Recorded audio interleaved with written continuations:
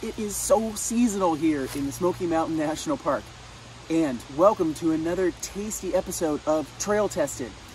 If you don't know what Trail Tested is, well, it's me, Chef Corso, testing a new ingredient or recipe to see if it works for the outdoors.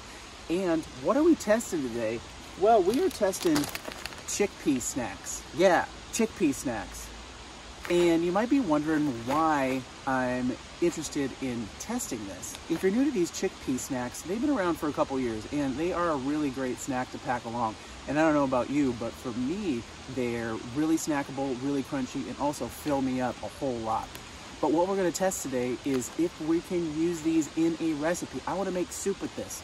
I wanna see if they hydrate up. I wanna see if they get soft. So we are gonna cook this. We're also, for you crazy cold soakers out there, we are gonna try to cold soak it and see what happens over a couple hours to see if it cold soaks into something that's something you kind of want to eat. But let's get to it. And you might be looking at me and saying, Corso, I am a meat eater. I don't want to eat any plants.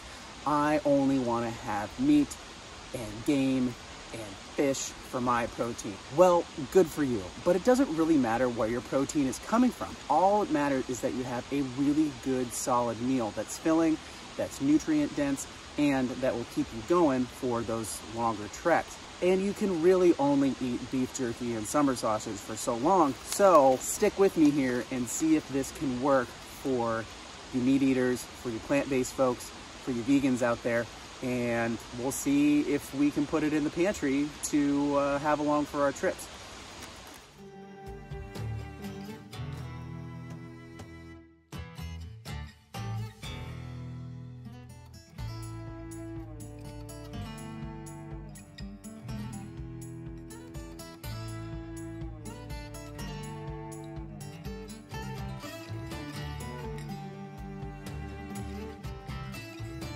For our cold soak option, I just have about a half a cup of our chickpea snacks. Also about 8 ounces of water. And we're gonna start with that and see what happens.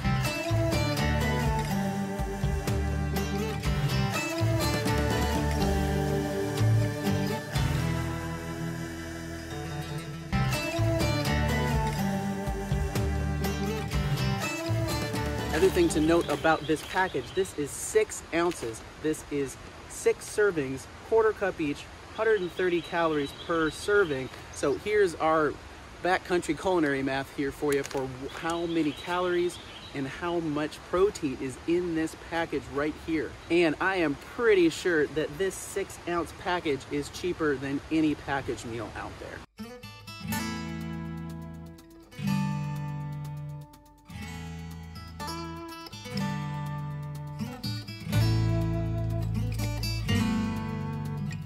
So there really isn't anything too fancy for this test. I've got my pocket rocket and small little camp cup here, and I'm just gonna throw in about a half a cup of chickpeas. And then I'm just gonna hit it with some water, just so it's a little bit above covering.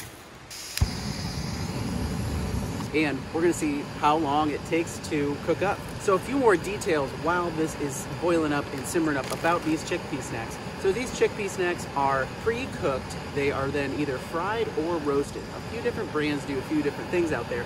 There are a lot of really great options that are already seasoned. So this is Bombay spice seasoned, but there's ranch, BBQ, spicy, sriracha, sea salt, you know, go nuts with your favorite flavor. But some nutritional info for you, which is helpful to know if we are trying to see if this can work for a legitimate protein source, is for a quarter cup, which really isn't that much. That's 6 grams of protein. So what I've got in the pot here is 12 grams of protein, 8 grams of fat, a solid amount of sodium, 18 grams of carbs for that quarter cup, and 5 grams of dietary fiber. So, you know, fiber on the trail is always helpful. So pretty straightforward ingredient here, but that's a pretty solid amount of protein for one serving. And another thing to note about this test, you know, these chickpeas are completely edible. They are ready to eat right now. They are pre-cooked, all ready to go. So I'm just trying to see if I can soften them up so I can add them to soups and stews and other dishes for my trips. Nice, we are up to a simmer here by the beautiful river, and we're just gonna clock and see how long this takes to get all soft. All right, after about 5 minutes of just low simmering, this is what we've got. And yep, they still look like chickpeas. Shocker. I would say they're probably about halfway done, maybe about 60%. There's still a little bit of crunch left, but let's give it another couple minutes just to see how long it takes to make them be nice and soft. All right, we've been low simmering for about 10 minutes by the river here in Appalachia. Again, still looking like chickpeas, but let's see how soft they are. Always be careful with these. They have a tendency to tip over. Yeah, look at that. They're pretty soft. Let's give them a try.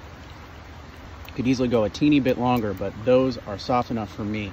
So about 10 minutes at a slow simmer, you can have chickpeas added to your soups and your stews. But let's check on those cold soak, because sometimes 10 minutes of simmering is a little bit too long. So let's check on our cold soak here. I checked them at 3 hours and there wasn't a whole lot of movement, so not a whole lot to report. But these have been sitting here for 4 hours in a bag, hanging out, being chickpeas.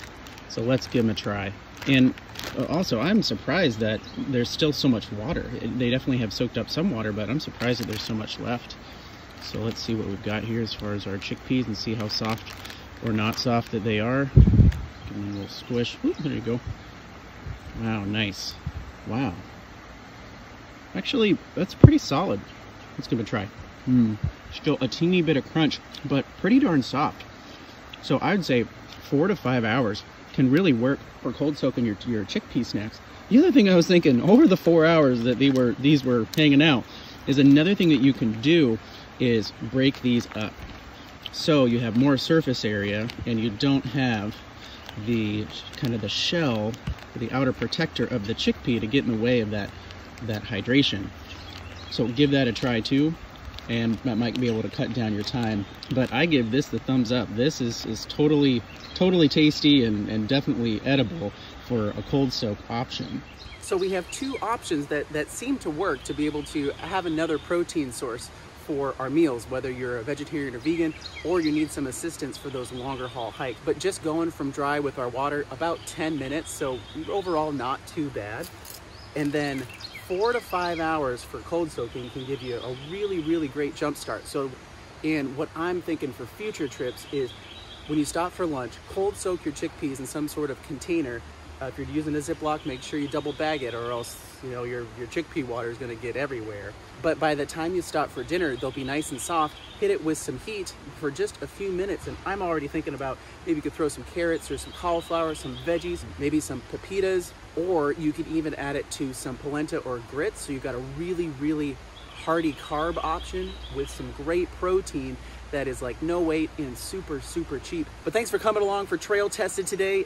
Our trail test was very successful, and I am excited to add these to some soups and some stews for my fall trips coming up here. But let me know how this works for you. Let me know if you're a meat eater and you try it and you're like, oh gosh, thanks Corso, it really wasn't that bad.